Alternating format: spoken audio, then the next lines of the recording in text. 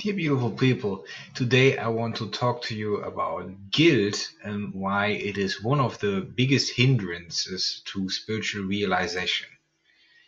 Now, when you feel guilty, what you actually do, you attach to your memory.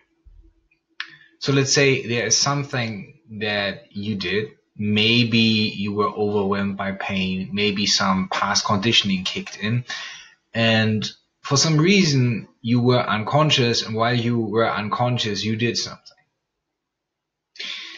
Now when you later realize the suffering that you have caused and damage that has been done, the guilt may initially be part of that realization, but if you start holding on to the guilt, you create an ego story about it, so it just reinforces the ego. So it means basically that we attach to the identity of being the perpetrator, of being the one that abuses. But any role that we play, any identity, is an illusion. This is something that is transient, that is temporary. And as the beautiful philosopher Alan Watts used to say, you are under no obligation to be the same person that wakes up this morning that went to bed last evening.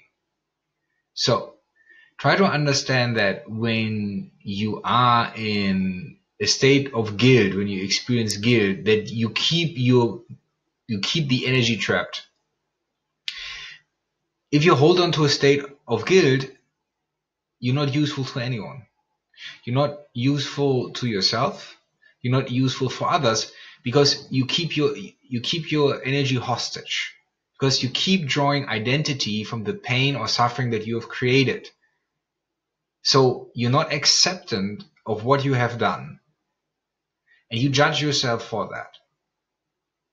Initially, this might help you in realization, but if you keep holding on to it, you are in a paralyzed state. So as such, you cannot bring the transformation about that would ultimately benefit you and everyone around you.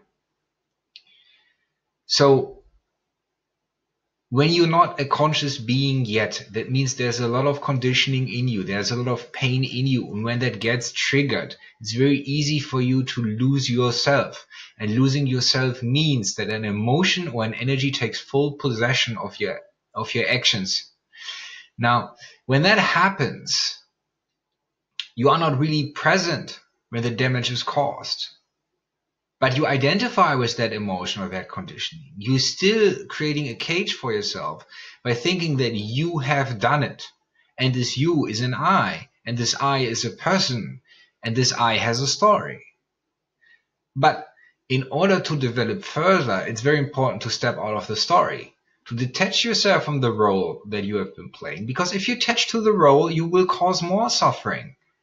For example, if you attach to the role of the perpetrator or the one that creates suffering, you will create more of this, because this is the conditioning that you don't want to dissolve. You don't want to transform it, because it gives you identity. And who are you if not the story? So it takes a little bit of bravery to make a step, and the step is to forgive oneself for the suffering that has been caused. And the reason for this is to get you out of the paralysis.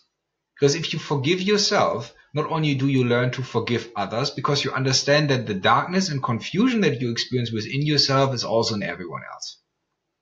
A lot of people experience being in unconscious states. A lot of people get overwhelmed and possessed by their emotions or traumatic experiences. So as such, they cause suffering.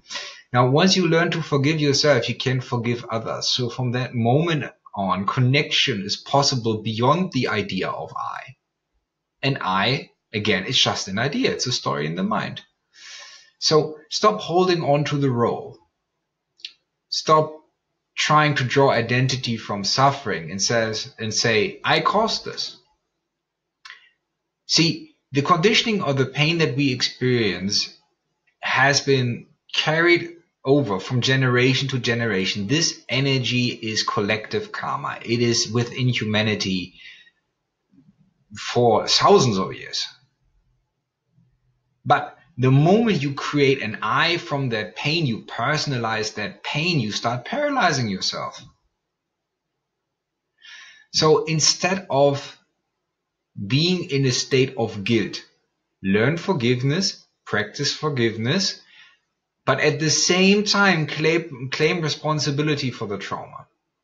And responsibility means not, again, that you create new guilt, but more so that you are willing to transform that energy that you're carrying. And from that moment on, you make it a conscious effort.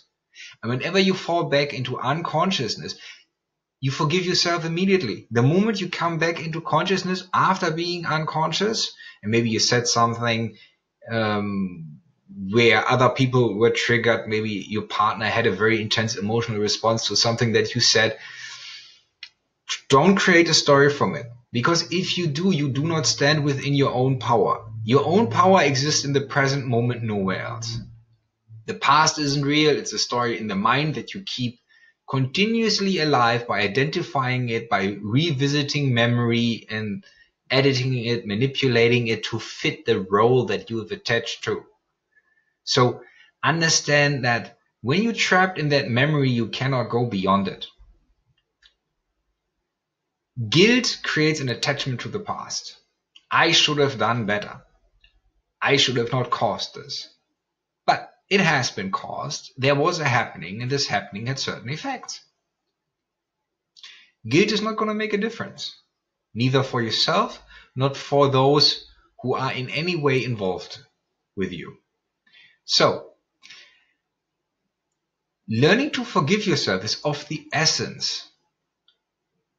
Because then you can recenter yourself in the present moment, and this is where your power is, because in the present moment transformation is possible.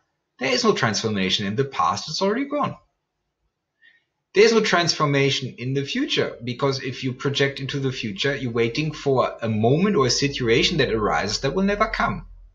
You only live now, you will never have any other experience than now. So in the now, claim your responsibility, and when you claim your responsibility, you can transform this experience and you are within your power, within your awareness from which you can operate. Guilt just holds you back, and it does not serve anyone. Contemplate about that. Be well.